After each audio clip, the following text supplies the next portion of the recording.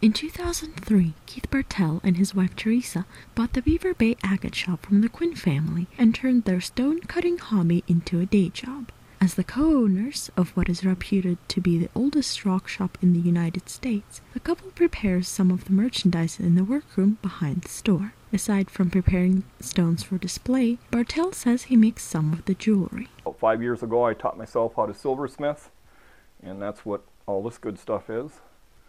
So now instead of just cutting stones, looking at them, I actually incorporate them into jewelry for the shop. And this is how he does it. First, Bartell uses the slab saw to cut a massive stone into thinner pieces.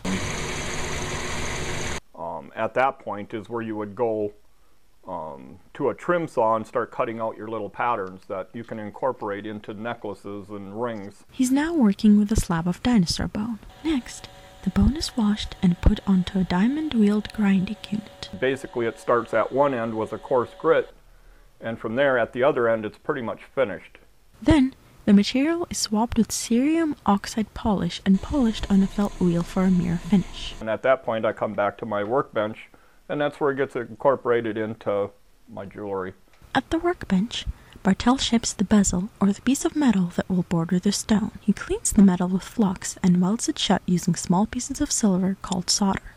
Pieces of solder with different melting points are used at different steps in the silversmithing process. Bartell uses the same techniques to weld silver to the back of the pendant before cutting it into the right shape. Then, he attaches the bail, which is the piece through which the chain goes. Between steps, he washes the silver in sulfuric acid and drops it into a baking soda solution. Then, Bartell encases the stone in the silver using a bezeling tool and removes scratches and excess silver with a fordham. The final step is another polishing process. One wheel takes out any scratches that are left and the other polishes the silver. There it is, ready for jewelry.